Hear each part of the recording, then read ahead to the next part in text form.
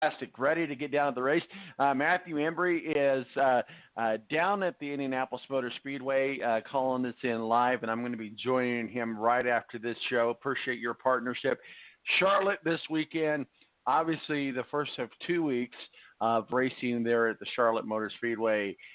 Give us a recap of what's going on in the NASCAR world. I'm going to give you a softball, Steve. I'm going to give you an easy question. Won't ask you anything about IndyCar. Go ahead. Yeah, ask me about IndyCar like next weekend or something after the Indianapolis, well, right before the Indianapolis 500. I may have something that I can answer for you. I'll ask you next weekend. I'll ask you a week from now or whatever, after the race Saturday, hey, who do you think is going to win the Indianapolis 500? Good, and then I can pick one of the 33 drivers out of a bingo ball hat or something. I don't know. Yeah, there you go. Well, I will say this, Steve. Steve, I will say this. What are your thoughts on Dale Jr. driving the pace car for the Indy 500 next weekend? Good question. There you go. Thank you, Matthew. Look at that. Softball. It's just NBC just cross-promoting yet one more time. They're trying to find ways to bring stock car racing fans over to IndyCar and IndyCar fans over to stock car some way, somehow. And, it just goes again to their partnerships that they continue to build upon in the motorsports world. And then they take those partnerships and then build upon these partnerships with the various different series and styles of racing. And, I don't know, sometimes it's a really hard deal these days where to cross promote. And, IndyCar fans have traditionally not come over to stock car racing, and stock car racing fans have not traditionally come over to IndyCar in any great degree that has moved the needle. I'm sure a lot of people will be interested in the Indianapolis 500 next weekend, a week from today, right before the Coke 600. A lot of people will tune in. A lot of stock car racing fans will tune in. But after that, it just kind of subsides. And, a lot of people may tune in just to see Dale Jr. But, again, it's a really hard deal these days to continue, trying to cross-promote because it just really, in my opinion, I just haven't seen it move the needle to any great degree. Of course, we saw this a few years ago. Jeff Gordon drove the pace car in the 2015 edition of the 500 before making the trip over to compete in the World 600. Yeah, and again, that just shows that, I think, with Jeff Gordon, it's kind of honestly, it's a little bit different. He's from Indiana. He did do open wheel racing. He did do sprint cars. He did do a lot of the traditional coming up throughout the ranks in the Midwest and out in California. So there's a great degree of interest both in the stock car racing world and in the open wheel racing world with Jeff Gordon. I think, with Dale Jr., I'm sure a lot of people over on the IndyCar side know who he is, but haven't traditionally kept up with him over his entire career. And I think that's, why we get a lot, we'll get a lot of eyeballs from the NASCAR world that's going to tune in. Maybe even a few people that haven't traditionally tuned into the 500 in years or even before because they're tuning in to see, Dale Jr. For whatever limited amount of time that may be. Jeff Gordon is kind of that, again, he's kind of a different, it's hard to compare them to just because of, I think, him being technically, quote unquote, a hometown boy there in Indiana that grew up and went to, stock car racing's greatest, feats and, multiple championships. And I think a lot of people on the IndyCar side have kept up with him throughout his career. So I think, for them, I think that was a good cross promotion, to be honest with you. And I think that's what we kind of need to look for in the future. I think if they got Tony Stewart to come out there and do that, I think you'd see a lot of eyeballs, a lot of people that are generating interest because he did run IndyCar. He did win in, stock car racing. He is from Indiana. I think those are the types of people that, would maybe move the needle to some degree. I think a lot of people would be interested in seeing a Tony Stewart and maybe even Jeff Gordon coming back there again. But we'll have a lot of eyeballs this weekend for Dale Jr. That's for sure, and there's no doubt about that. But I just think it's again for cross promotion reasons. It's hard, and we've heard a lot of I've heard from a lot of people within the sport, and I've even heard from track promoters that say sometimes these are just really hard deals to cross promote, and sometimes there's temporary blips in the map, but there's no long-term sustaining ability by, having a certain driver coming out there and cross-promoting a sport. Steve, let's talk and a little. Of course, Tom, Go ahead. Of course, Tom, Go ahead, another Matthew. thing we've also been hearing concerns about, Tom, is the future of Richard Petty Motorsports. Steve, we've heard things that they're going to shut down. We've heard possible mergers with Richard Childress. Any new developments on that potential story? This is something that has continued to plague Richard Petty Motorsports for quite some time, and I think, here recently it's just kicked into overdrive when one of their sponsors has now got naming rights for the St. Louis racetrack out there, which Gateway International, which is now Global Wild Technology Raceway. So this has kind of jumped into hyperdrive.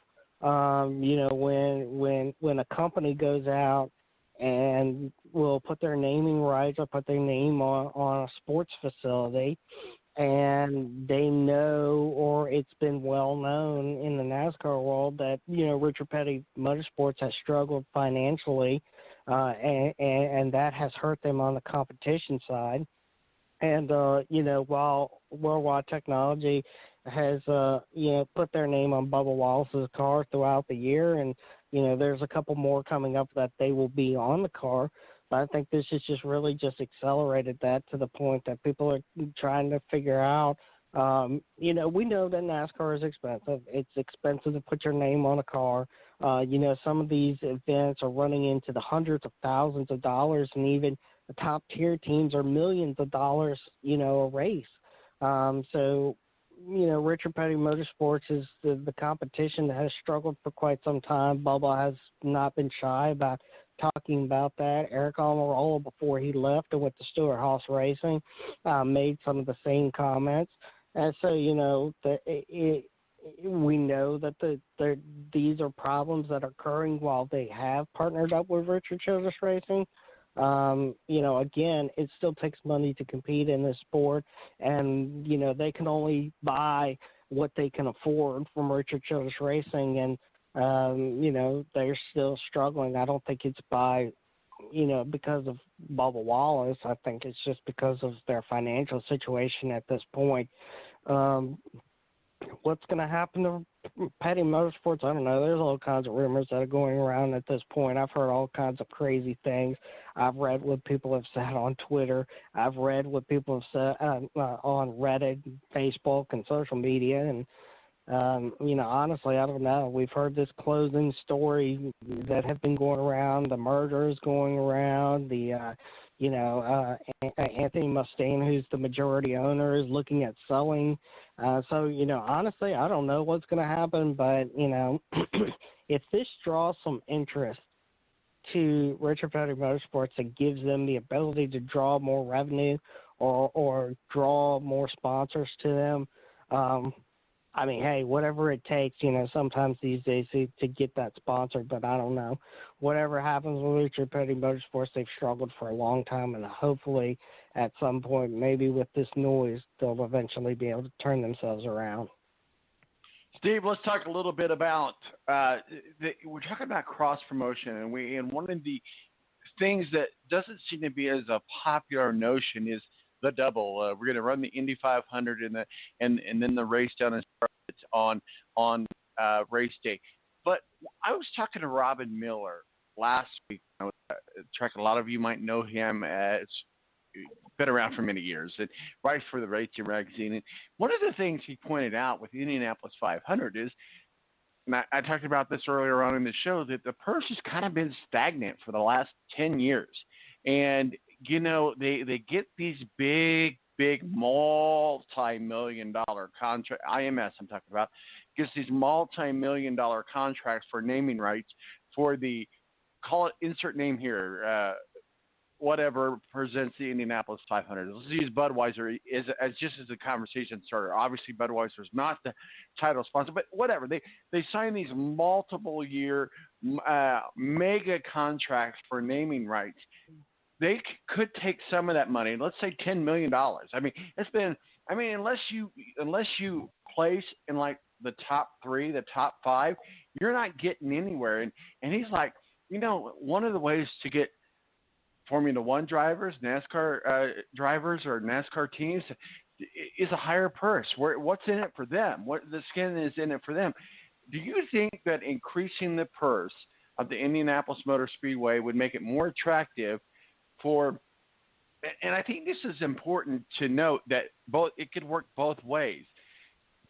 Not that they have to run full time, but if it's financially if the gamble is financially worthy of both teams saying, hey, IndyCar saying, hey, I'll send a driver, Chip Ganassi, we talked about that last week, in just the silo between NASCAR and IndyCar.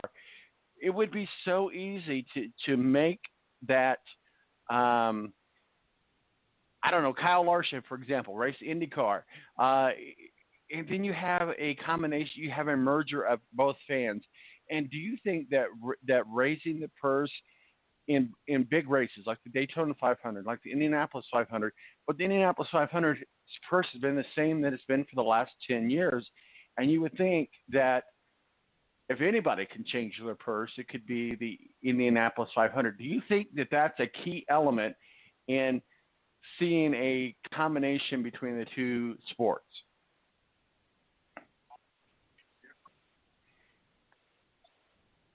Steve, are you still with us? Oh, yeah, that was for me. I thought you were talking to Matt. Sorry. No, I'm sorry. Did I say Matt? I meant to say Steve. I apologize. Go ahead. I don't know. One of the things that has been continuously said and has been on our side in stock cars or NASCAR. At one time they changed the timing for this up in Indianapolis, and now they run it about an hour later. I think it used to start just around 11:30 or so, and now it starts somewhere closer to 12:30. So that kind of puts a very close, window of time to get from Indiana to Charlotte Motor Speedway. And with the competition level the way that it is that in the past, I remember in a day, back in the day, I remember seeing a helicopter, on TV land on the front stretch, and I was even there for 1/600 where this happened, that a particular driver ran the Indianapolis 500. They literally flew a helicopter in, landed in the ball field on the front stretch. Like, I'm talking like minutes within the fact of them rolling off of pit road to run the 600-mile race. And, of course, they've got to go to the back and all these other things.